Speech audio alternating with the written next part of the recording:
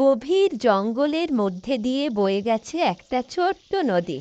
সেই নদীর ধারে ছিল এক মস্ত বড় জাম গাছ, আর সেই জাম গাছে থাকতো একটা দুষ্টু মিষ্টি বাঁদর।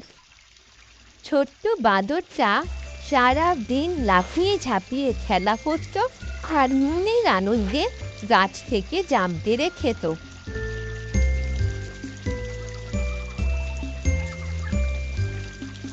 সেই নদীতে থাকতো একটা কুমির আর কুমিরের বউ।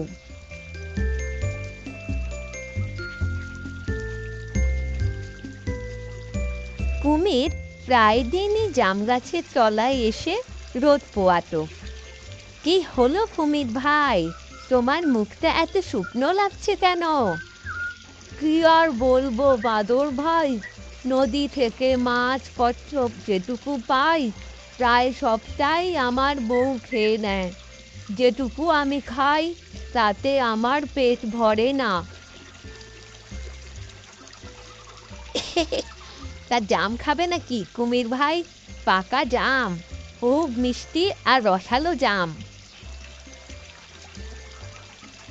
জাম তো কোনোদিন খাইনি, কেমন খেতে কে জানে। খেয়ে দেখো, খুব ভালো খেতে। আচ্ছা, দাও কেমন দেখি। বাদর কিছু জাম ছুঁড়ে কুমিরকে খেতে দিল। বাহ!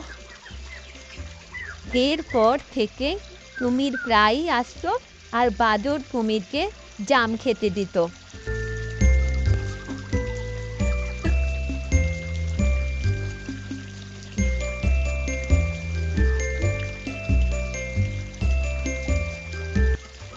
একদিন কিছু জাম কুমির তার বউয়ের জন্য নিয়ে এলো। বাহ, কি সুন্দর খেতে! আমার বন্ধু দিয়েছে, আমাকে রোজ দেয়। আমি বুঝেছি, তোমার বাদর বন্ধু তো, যার প্রশংসা করতে তুমি একদম থামো না। হ্যাঁ হ্যাঁ, ঠিক বলেছ, সেই বাদর বন্ধু।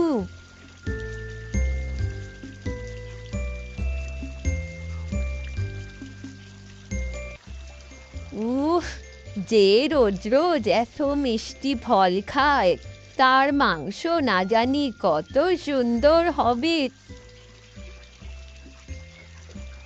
এ কি বলছো তুমি গিন্নি, ও আমার বন্ধু? আমি তোমার ওই বাঁদর বন্ধুর মাংস খেতে চাই। বাঁদর আমার বন্ধু, ওর মাংস তুমি খেতে পারো না। তুমি এসব কথা ভুলে যাও।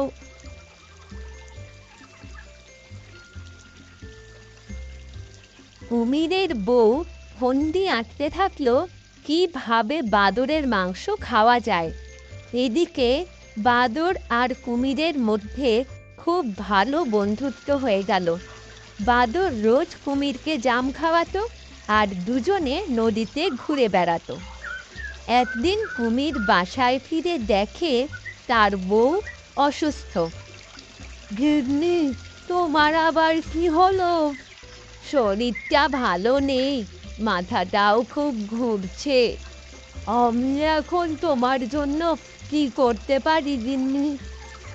যদি ওই বাদরের মাংস এনে আমাকে খাওয়াতে পারো তাতেই আমি সেরে উঠব, না হলে আমি মরে যাব।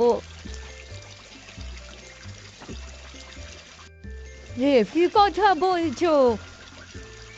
আমি তো বাদরের মাংস খেয়েই ছাড়বো। আমি ঠিকই বলছি, ওই বাদরের মাংস এনে দাও, তাহলেই আমি সুস্থ হয়ে উঠব। যাও, তাড়াতাড়ি যাও। কুমির বউয়ের কথা শুনে বাদরের কাছে গেল।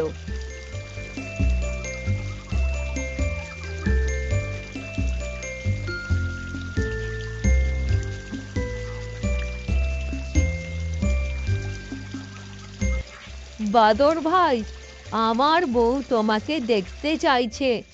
আমাদের বাড়ি চলো। বাদর একটু চিন্তা করলো, তারপর কুমিরের সাথে যেতে রাজি হয়ে গেল। বাদর কুমিরের পিঠে চড়ে কুমিরের বাড়ির দিকে চলল। বন্ধুর বাড়ি যাচ্ছে বলে বাদর খুব খুশি ছিল।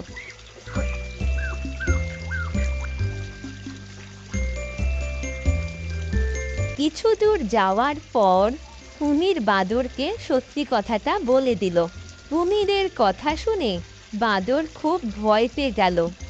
বাদর একটু চিন্তা করে বলল, ও কুমির ভাই, আরে আগে এই কথাটা বলবে তো, আমাকে নয়, আমার মাথার ঘিলু খেলেই তোমার বউ সুস্থ হয়ে যেত, কিন্তু আমি ঘিলুটা তো জাম গাছে রেখে এসেছি। এই কথা শুনে কুমির বাদরকে নিয়ে আবার জাম গাছের দিকে রওনা হলো। পাড়ে আসতেই বাদর লাফ দিয়ে জাম গাছে উঠে গেল। শোনো কুমির ভাই, তোমাকে একটা কথা বলি, প্রকৃত বন্ধু সেই হয় যে যে কোনো পরিস্থিতিতে বন্ধুত্বের মর্যাদা রাখতে জানে। শুধু বন্ধু বললেই বন্ধু হওয়া যায় না।